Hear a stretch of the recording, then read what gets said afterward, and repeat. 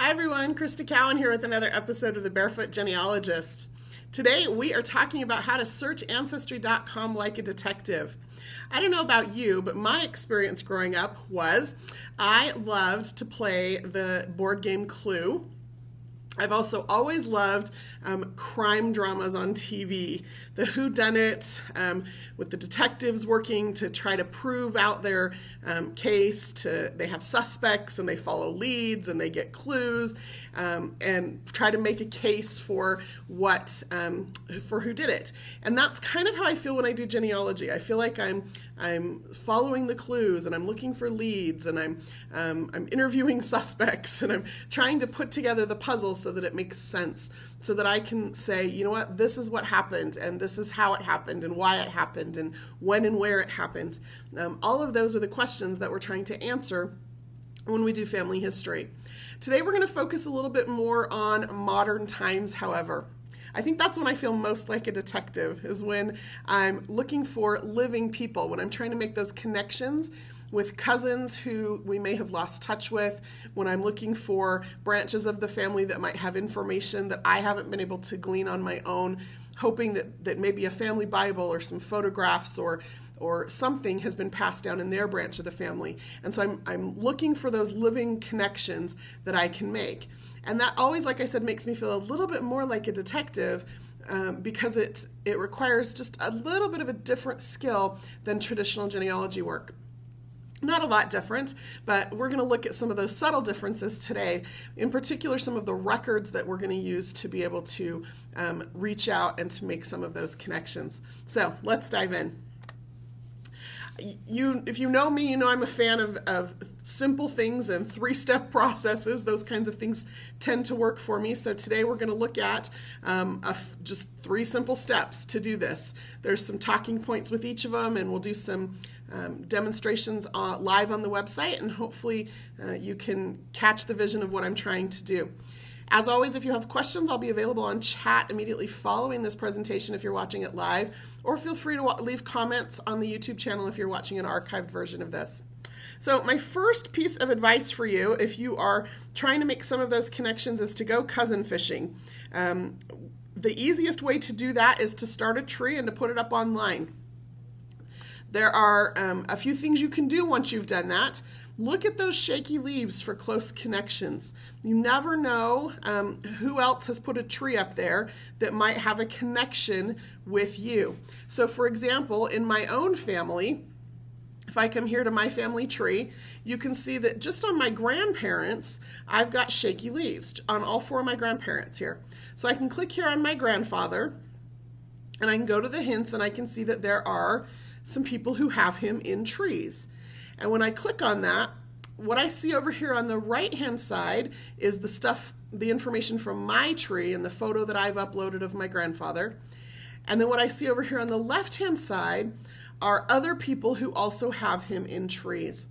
Now, the 2 pieces of information that you're going to want to pay the most attention to with this perspective, it's not going to be the information about my grandfather. It's going to be the information about the name of the tree and the tree owner.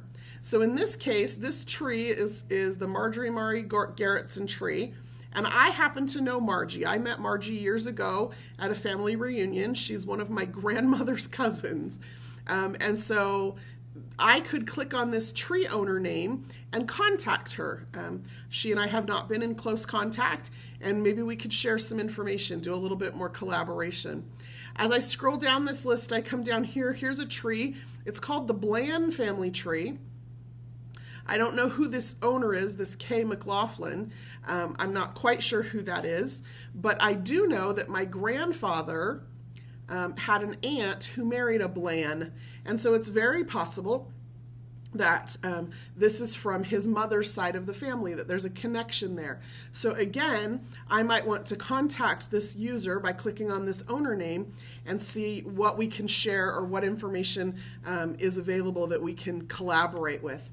as I look down this list, I see he's listed on several other trees. I know Craig, he and I have communicated before about some information. It looks like he's got a few copies of his tree up there.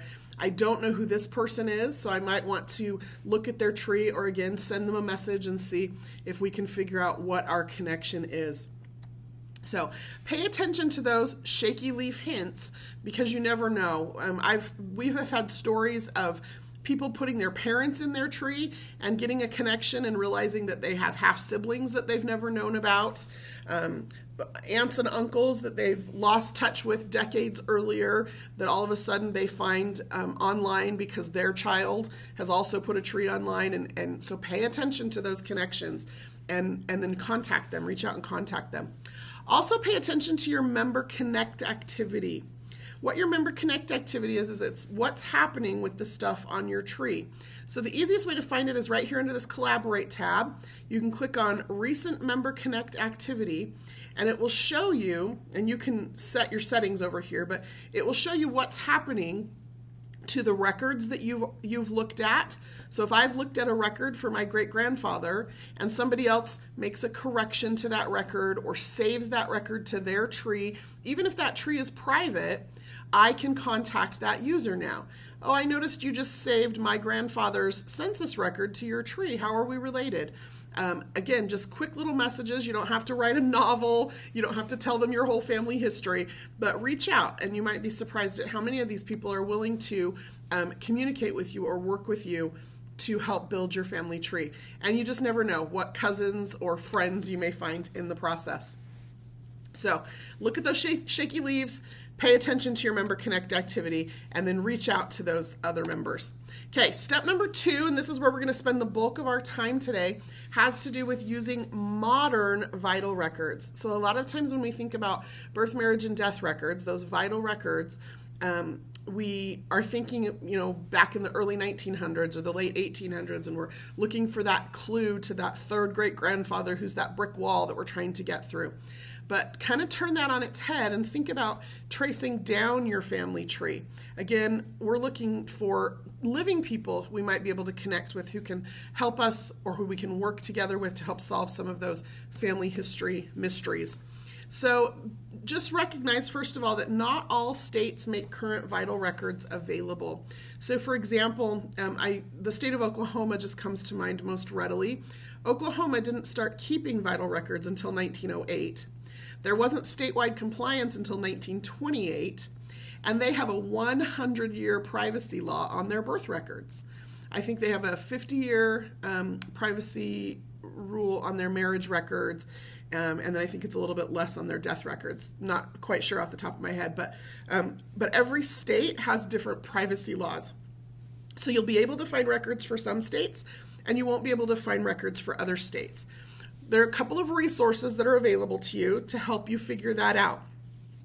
One is the Ancestry.com Wiki, and the other is the card catalog.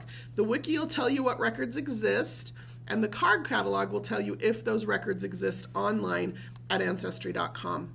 So you're going to find the Wiki under the Learning Center here. It's that very bottom option. So I can click on that. I can come over here and I can type in the name of a state and then look for that vital records link, and it will tell me when the state started keeping records, what some of the privacy laws are, and even there are some links to some of those records and where they're available online. Then the card catalog you're going to find under search, and just scroll down to that bottom option, card catalog. And here's where things get really exciting. I love the card catalog. I use it very, very regularly. Rather than doing a global search on every database on the entire universe of 10 billion records on Ancestry.com, I will go and just see if the records I want exist online, and then just search that one database. So for our purposes, let's use these filters here. So I'm going to click on birth, marriage, and death. And then I'm going to scroll down here and I'm going to click on US. If I wanted, I could even filter it down a little bit further to the 1900s. I'm only interested in vital records in the US in the 1900s. And now you'll see I've just gone from 31,000 databases down to 1,900. Now that's still a little bit much for my purposes, so let's look at a specific state. So I can come here and I can click on the state of Nevada, and it will show me all of the databases that contain records for Nevada. Now sometimes the state will share with us the actual record. Most times what the state will share with us is just an index. So they don't share with us the actual image of the original record. They'll share enough that we can decide if it's the right person, and then you can decide if you want to order a copy of that original certificate. But here's a Nevada marriage index. It starts in 1956 and it goes through 2005. That's just 7 years ago. So these are really, really recent records. So I can come in here and I can look for somebody like Britney Spears. That's a famous person who's been married in Nevada, and I can never remember how to spell her name, so you'll notice I just used a wild card there. And click a search, and here is the index for her ill-fated few days marriage to Jason Alexander, 3rd of January 2004 in Clark County, and then the details that you might need if you wanted to order an original copy of that record. You'll notice over here on the right we also have suggested records that we think are for the same person, and in this case it's that divorce record just 2 days later there in Nevada for her and Jason Alexander.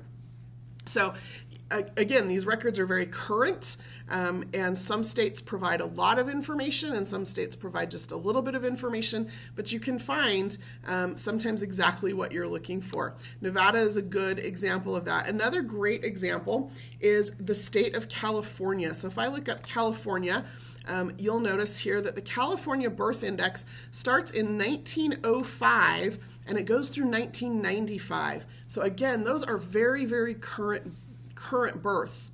Not only that, but the California birth index provides some additional information. It provides the mother's maiden name. So we're going to look up Adam Levine. He's the front man for the band Maroon 5, or if you've been watching The Voice, you may have seen him there.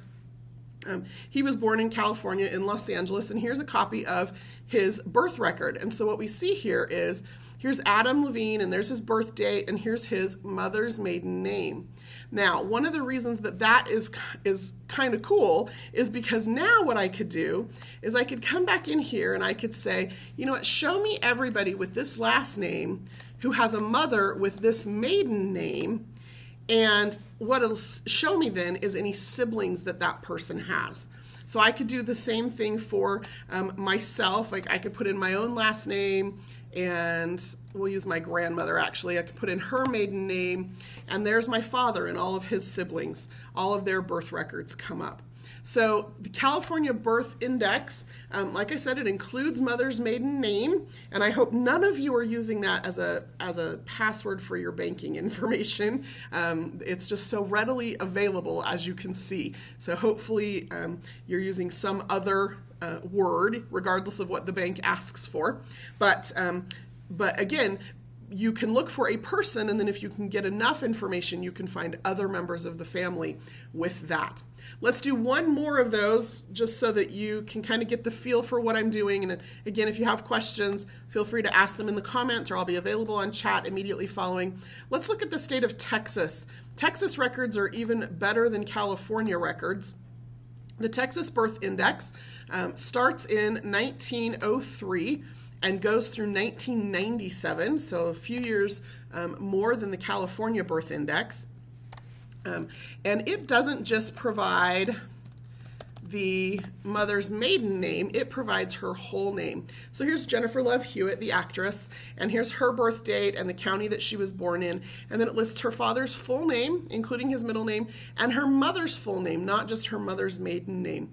So again, what I could do with this information then is I can see who else in the family could I be looking for. So I could come here, I leave her last name there, I come in and I say, show me anybody with that last name who has a mother with this maiden name, and now there I don't just find her, I find an older sibling as well. So the indexes for these states that are online and that are current, and the more information they have, the more likely you are to start to make some of those connections, to be able to follow some of those clues and connect with some of those people. You can also see there's here a move, right? Or some kind of a shift in their residence, maybe from in the 8 years between the birth of these two children. One was in this county and then the next was in this county. So you can start to have an idea of when and where they lived in certain places. Just becomes this, again, you're following clues and making connections to try to connect with living people. So that provides you the information to do that. Now, one of the tips or words of caution I want to give you is don't get discouraged if the state that you need or are interested in does not have current records online. There are some alternatives. And so start thinking about where you could find alternatives to those official birth, marriage, and death records. One of the very first things that I did when I moved to where I live currently, all of my brothers and sisters were born in California. My parents were born and raised in California, but I was actually born in a different state. I'm the oldest, and my parents were going to school in a different state, and so I was born elsewhere. And so when I moved, I actually ended up living in that place. And one of the first things I did when I moved there was I went down to the local library and I looked up the newspaper from the time when I was born. Is that egotistical? I went and looked up the newspaper from the week I was born, and I found my birth announcement. So even though this state does not have, those records are not public or found online anywhere, I just went and found the newspaper, and there was the announcement of my birth. And there's other clues available in newspapers as well. And Ancestry.com just launched a website, newspapers.com, last week. We also have thousands and thousands of newspapers available online. So for example, I could just come in here and just type in my father's name. And then I'm actually going to change this. If your search results look like this, you might want to just think about, I use them this way, and then I'll summarize by category so that I can look at them this way. Just different ways you can view your search results. And like I said, I do it both ways. You need to figure out what works for you. But I can come over here and I can use these filters, and I can say, you know what, I only want to see search results for newspapers. Well, there's 189 of them. Well, my dad only ever lived in California. As a matter of fact, he only lived in Los Angeles. And so let's just narrow this down to Los Angeles County and click search. Well, that didn't bring anything up. So maybe if I just try just the state of California and then click search. And sometimes that's what you have to do. You sometimes have to go through 2 or 3 quick iterations before you get what it is that you're looking for. So here are 19 search results in, a few papers here. We're not looking in Northern California. There's nothing. Long Beach is in Los Angeles County, but I don't know. So I'm going to actually switch this view again. And now I'm just going to skim through these. And again, I'm looking at, it's got his name highlighted where it's found it. I'm looking at the date. I'm looking at the location, what I know about this information.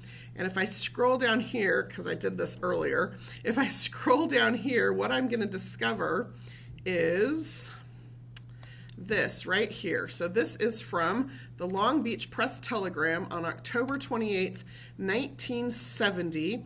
And if you wait just a minute, you'll notice that it'll focus, and then it'll jump to the place on the page. And what you'll see here is actually my parents' wedding announcement.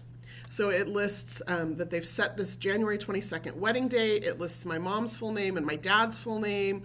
It lists my mom's parents and where they're living, that her father is deceased, where my mom went to high school and college, who my dad's parents are. Like, right? So if you didn't know my parents, if you just knew my grandparents, so for example, if you just knew Fred Cowan and you were looking for his children, you could have searched and found my parents' wedding announcement. And now all of a sudden you know the name of his son, and you know the name of his future daughter-in-law, and you have some additional clues to follow, some additional information. The next article here actually is from the week after my parents were married. It's just a little announcement in the Long Beach. This time it's in the Long Beach Independent.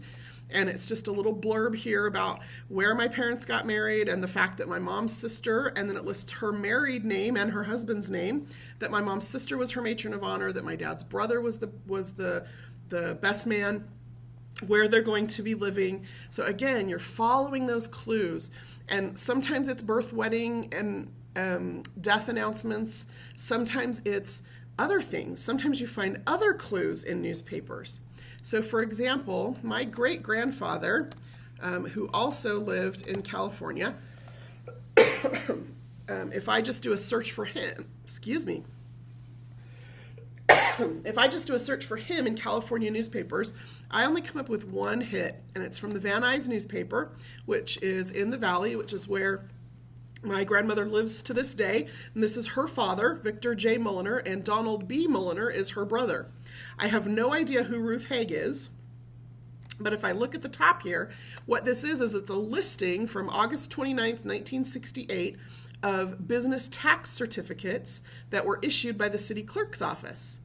And so it lists my uncle and my great-grandfather and this woman who I don't know who she is, so maybe that's another clue. And then it lists an address. This is the address where the certificate was issued. So maybe I want to go track down that address. Is it a home? Is it a business? What kind of a business were they running? Maybe I can contact the city clerk's office and see what type of a business license they use to file for that tax certificate. But again, these newspapers provide these just excellent clues for tracking down people, where they were, when they were, and if you can't find official birth, marriage, and death records, don't get discouraged, because sometimes those clues are available elsewhere.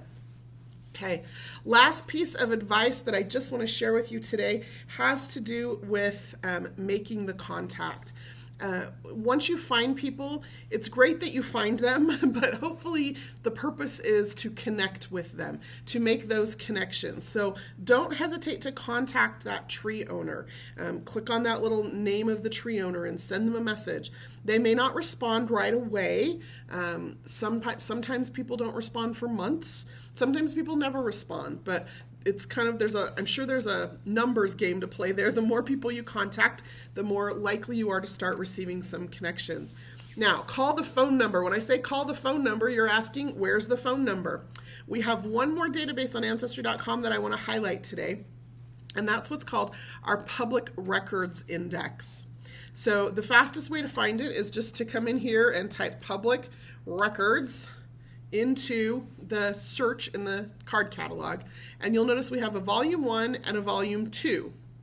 And volume 1 covers from they both cover from 1950 to 1993, and they're compiled from public records. That sounds really redundant, but they're compiled from property records and tax records and voters lists, all of those things that are considered public record.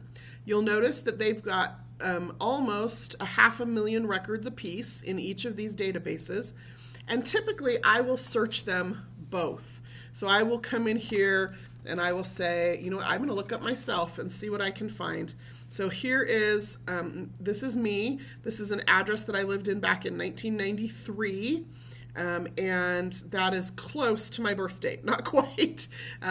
Sometimes what I have discovered is that the year and the month are almost always accurate, and the day is usually off just a little bit. And I'm not sure why that is.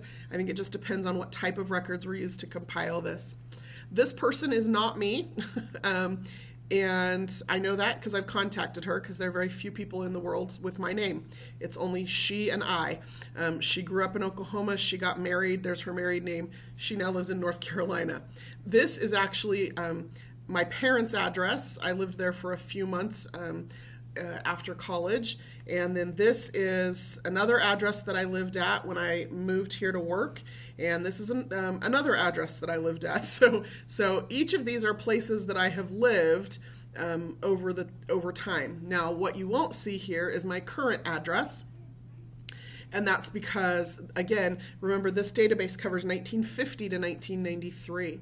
But if I was to look up my grandmother's lived in the same house since 1955.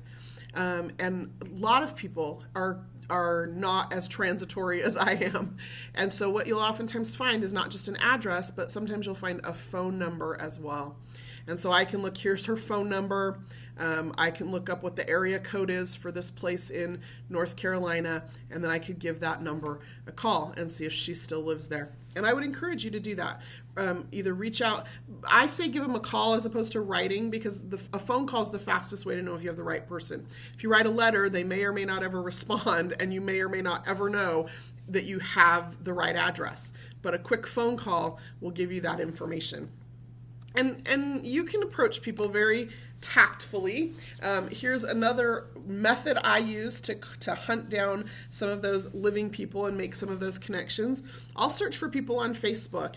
And even if they have a very common name, sometimes you can look through their friends lists. I'll do a quick search on somebody's friends list for their mother's maiden name, if I know it, or for the last name of some of their cousins, if I know who one of their aunts married or something. And if I see several people with that last name, I know that I probably have the right person.